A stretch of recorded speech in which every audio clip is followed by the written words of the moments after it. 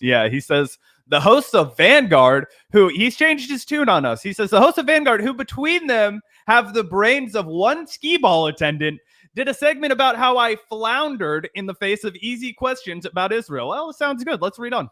Vanguard rewound tape of me saying that if I spoke, I'd just be regurgitating someone else's words. Heckle said to Jekyll, he doesn't want to say that he opposes the slaughter of children. He's too cowardly. What a little bitch. Honestly, we were spitting. I can't remember who this was. Yeah, no, this is hilarious. I can't believe he literally quoted that. He's posting his own L's again, not only with the Russell Dobelar quote, but now with some great material right out of Heckle and Jackals' mouth. Yours truly. Jekyll to Heckle. Again, all he has to say is like, even if you don't want to condemn it, just be like, I think it's despicable that people are being censored for speaking out about this. Totally reasonable. He says, I wasn't asked about censorship. I was asked to agree with the easy proposition that Gaza is a genocide. Is that an easy question? Of course not. What? Nothing about Israel and Palestine is easy. Yes, it is, you dumb motherfucker. Do you have eyes that work? The fact that you cannot come out here and say what we can all see is proof that you're washed, you're cooked, and you're probably bought off. Yeah, that's genuinely crazy. Let's put that up on screen one more time. So glorious. For one, new Vanguard nickname coined, official, just in time for Halloween season. We got Dr. Jekyll and Mr. Heckle. There's a new T-shirt right there. Dibs on Heckle. I'll be Heckle. You can be Heckle.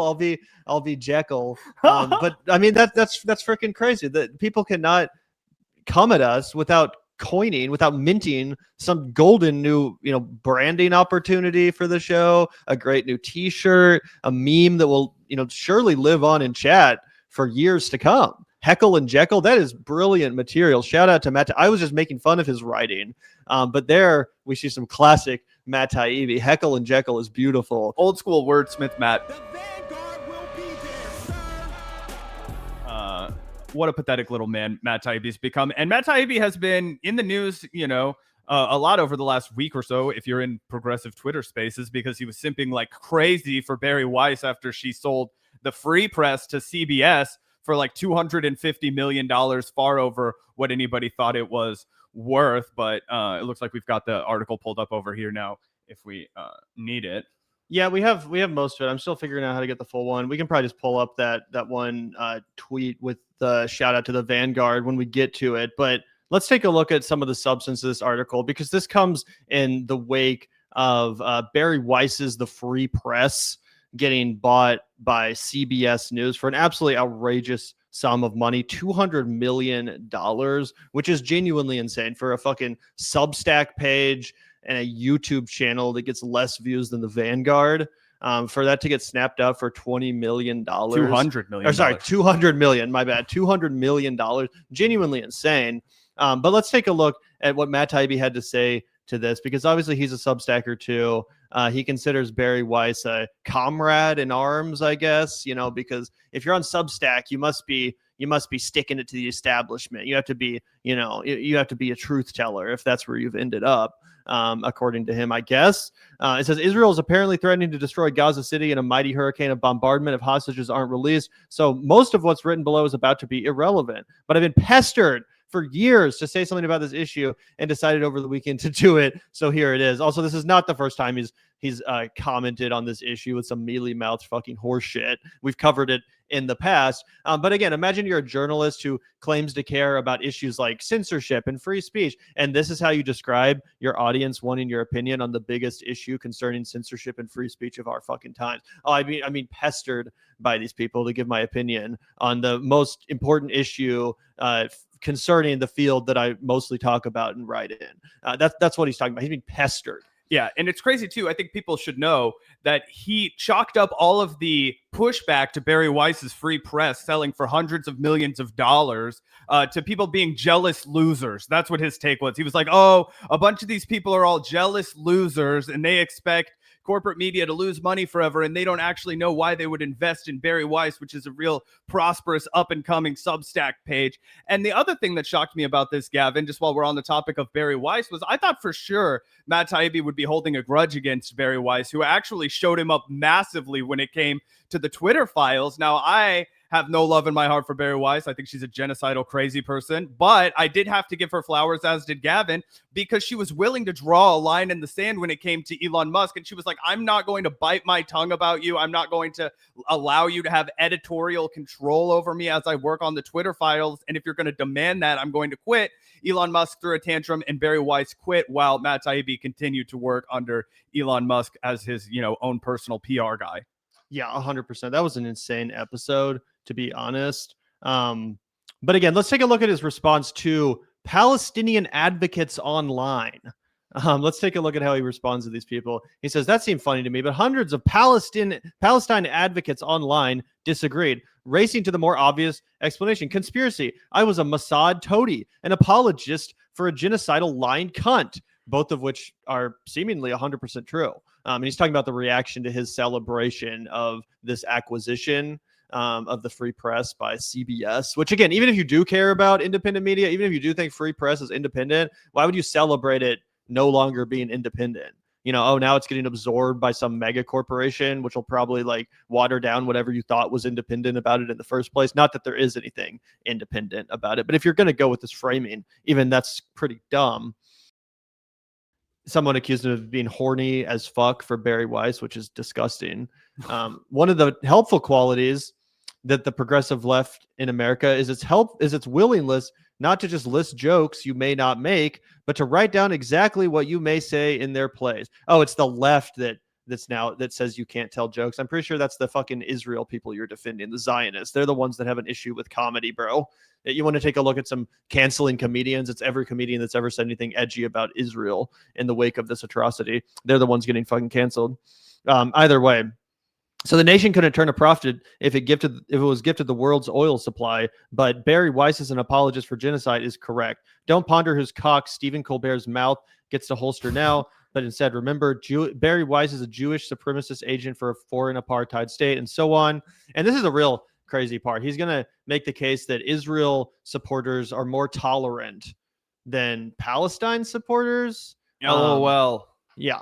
He says Israel supporters will argue with you. They will get defensive on days like today and lecture you about the history leading up to their decision. He means genocide, by the way. American advocates for Palestine don't bother arguing. Since they don't admit the possibility of honest disagreement, they move straight to the corrupt reasons you must have for failing to already embrace their view. Payoffs, blackmail, cowardice, or submission to the great Jewish conspiracy. LOL, they're all anti-Semites. Yeah. And again, as if it's not the right wing who's been talking about payoffs, blackmail, and Jewish conspiracies for my entire fucking life. No, dude, that's not the fucking left. That's not Palestine supporters. That's like Republicans and MAGA memas and shit, and Nick Fuentes groypers. Yeah. The once forbidden last idea they suggest with the giddiness of teenagers who've just discovered oral sex. Matt Taibbi's still trying to be his old self, failing miserably. And here's the quote you referenced, Zach, from old enemy of the Vanguard, Russell Dobelar, who actually does come in clutch with a pretty funny quote that Matt Taibbi tweeted out here, or he put in this article here. This really breaks my heart. Matt is officially in his Vegas lounge act era. I don't get it. Do they have pictures of him next to a dead hooker in St. Petersburg? And again, that's a dude that, co-hosts the Jimmy Dore show these days. He's not exactly very impressive himself. As I said, his main job is guest hosting the Jimmy Dore show when Jimmy's on one of his shitty tours, right? But even that guy's like, come on, Matt. The old Matt that I used to love would call out Israel. And again, not even like in a virtue signal way, like in a moralistic way or whatever, but just, even from the free speech angle, Matt Taibbi claims to be obsessed with the First Amendment and free speech, all that stuff. Israel is the number one, nation, the number one entity that infringes upon people's free speech, even in the fucking country of America where we have the First Amendment, supposedly. Oh, 100%. And here's the other thing I wanted to mention, right? Obviously, the free press acquisition comes immediately in the aftermath of the Paramount Skydance merger, right? Which, involved CBS and all that shit. And they're trying to revamp their news apparatus. Well, who is the real money behind Skydance, right? It's the Ellison family. And the Ellison family has the deep fucking ties not just to Israel, but to Netanyahu himself. Larry Ellison, the big kahuna, the guy that's founded Oracle, huge billionaire, deep, lifelong supporter of Israel, right? He says it has nothing to do with his religion. It's all about how much he just loves the fucking country of Israel and loves Benjamin Netanyahu. He must just be a genocidal freak. But you're telling me that I'm not allowed to even be a fucking skeptic about that? I'm not even allowed to raise my eyebrow and be like, that's weird. This guy who is very politically motivated. Why are you being so anti-Semitic? Zach? That's what he wants to fucking say. That's what he wants to dismiss. Matt Taibbi is being a parody of himself here. It's crazy. And he also gives a fat shout out to the Vanguard in this very piece, if you're ready to take a look at that, Gavin. And we'll remind everyone, Matt Taibbi, and I quote, said that he wanted to see me and Gavin be the biggest things on the internet. Too bad we grew up to be a real pain in his ass. He says, and here, let me actually open this in a new tab so I can. Yeah, this is in the paywalled section of his shitty Substack, and we're refusing out of principle to give him a single dime. But yeah, apparently we did get brought up, and he doesn't put the in front of it, but I assume he's talking about us. Yeah, he says the hosts of Vanguard, who he's changed his tune on us. He says the hosts of Vanguard, who between them have the brains of one skee ball attendant, did a segment about how I floundered in the face of easy questions about Israel. Well, it sounds good. Let's read on. Vanguard rewound tape of me saying that if I spoke, I'd just be regurgitating someone else's words. Heckle said to Jekyll, he doesn't want to say that he opposes the fucking slaughter of children. He's too fucking cowardly. What a little bitch. Honestly, we were spitting. I can't remember who this was. Yeah, no, this is hilarious. I can't believe he literally quoted that. He's posting his own L's again, not only with the Russell Dobelar quote, but now with some great material right out of Heckle and Jackал's mouth. Yours truly. Jekyll to Heckle. Again, all he has to say is like, even if you don't want to condemn it, just be like, I think it's despicable that people are being censored for speaking out about this. Totally reasonable. He says, never mind that I had spoken about Israeli censorship probably before these assholes hit puberty, that I've repeatedly said Palestine is often a canary in the coal mine, previewing forms of censorship, that I defended Roger Waters after German authorities investigated his Palestine remarks, or that I opposed the Anti-Semitism Awareness Act and Trump's executive orders on anti-Semitism. I wasn't asked about censorship. I was asked to agree with the easy proposition that Gaza is a genocide. Is that an easy question? Of course not. What? Nothing about Israel and Palestine is easy. Yes, it is, you dumb motherfucker. Do you have eyes that work? The fact that you cannot come out here and say what we can all see is proof that you're washed, you're cooked, and you're probably bought off. Yeah, that's genuinely crazy. Let's put that up on screen one more time. So glorious. For one, new Vanguard nickname coined, official, just in time for Halloween season. We got Dr. Jekyll and Mr. Heckle. There's a new T-shirt right there. Dibs on Heckle. I'll be Heckle. You can be Heckle.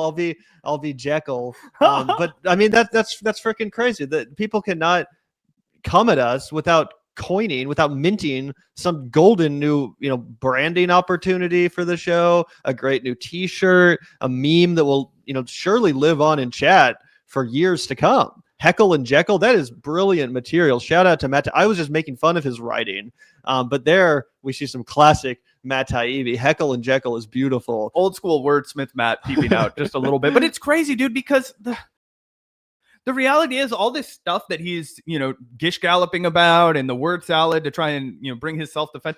We all know, everybody on the internet knows how Matt Taibbi speaks out when he speaks out about an issue, right? It's with his whole fucking chest. That's why I liked you, dog. I could go downstairs right now, pull like 8 Matt Taibbi books off my shelf. I've read all of his fucking work. I loved this guy, right? He really inspired me a ton. I know that you say shit with your full chest when you stand up for something. And the thing is you comment on fucking every major political issue on your Substack, dude. You're constantly sticking your beak into, these college students made themselves look stupid. Can you believe this pink-haired SJW said that? So yeah, we expect you to have an actually robust and sophisticated view on the number one defining issue of our time. That is an expectation of you because you made yourself a guy who comments on the fucking news. World news? Yeah, that's Matt Taibbi's lane. Okay, so tell us what the fuck you think and stop trying to play both sides of the ball here, because after we've watched Israel slaughter and starve people for 2 fucking years, yeah, it is an easy question. It's a fucking genocide and it has to stop. Really weird stuff. More of the same, classic Matt Taibbi. But it's hilarious that he fucking shouted out the Vanguard. If you want, we can take a look at this that you referenced from back in the day. Oh yeah, absolutely. Let's take a look. This is some more, more truth coming out of the man's mouth concerning Heckle and Jackal. Also, you guys can all comment on my glow up. Which is that I want Zac and Gavin from the Vanguard podcast. I want them to become the biggest thing on the internet. Well, what you wish for, Matt. You hear that, guys? Yep. And of course, it was literally right. It's weird. It literally this was in like 2020. It seemingly as soon as, or maybe, I think it was like 2021. Seemingly like around the time that the vaccine was rolled out, all these people lost their fucking minds, not because they took the vaccine or anything, but because they realized, oh shit, here's the perfect time to orchestrate and pull off this, right-wing pivot, which Matt Taibbi also 100% did. And that coincided with his move over to Substack and just the endless pandering of MAGA, glazing of Trump supporters, the most embarrassing shit ever. But yeah, this was like right before it all went sour, and he totally sold out. Yeah, boy, the end of an era. But shout out to the old Matt, way better than the new Matt. Old Matt had taste. He knew how to spot winners like the Vanguard. And honestly, it's so funny how he can't even help himself but make us sound cool, right? Like he said, who have between them the brains of one skee ball attendant. It's like, okay, the brains of one skee ball attendant just clobbered your ass. I'm sorry. We just put you in an intellectual chokehold. So if we have one skee ball attendant's brain between us, what do you have? Peanuts between your ears? He has the brain of the skee ball. His brain is the skee ball. Oh boy, it's crazy. Such a boomer, such a fall from grace. Anyway, Matt, I know you still watch our show. Apparently enough to fucking quote it, very specifically, enough to make up whole new nicknames for the show that will 100%, be featured on Vanguard merch coming soon. Great shit. Heckle and Jackal, man, that's some good shit. It is indeed. Dr. Heckle and Mr. Jekyll. So always in decline, never hitting bottom. That's the Matt Taibbi update. Oh god, yeah, what a humiliating fucking L. Of course, only Matt Taibbi in the year of our Lord is somehow anti-Zoran but pro Bari Weiss, and still claiming to be this, I don't even know what he claims to be. Just a enlightened centrist hack, a Bill Maher acolyte or something. Like he literally has the politics of like Bill Maher. He doesn't really talk about like anti-war. He just kind of bitches and moans and like puts out like witticisms of the online left for his boomer followers. Like I don't even really know how he did describe himself at this point. Well, Gavin, I think that's pretty much a big part of what my whole problem is with this online internet space. Look, I'm from the 90s, man. And back in the 90s, you could just kind of go around and get around. You know what I mean? And every once in a while I would fire off a piece, but it didn't even mean anything. You could just go the next day and just, completely move on. You would just have beer together. You would just, publish another piece. And now everybody, they want you to stand for something. You know what I mean? And it's just like, I don't know, man. The times have just really left me behind. And I think a lot of people really relate to that right now, That's what Matt Taibbi would say if you questioned him on that. So in case anybody was curious.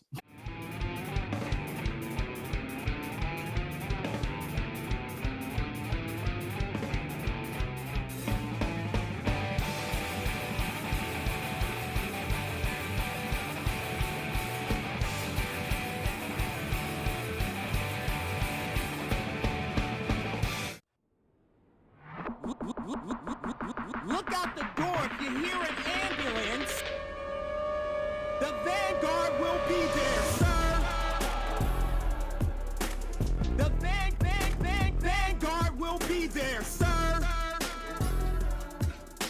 The Vanguard will be there, sir. The Vanguard will be there. Be there.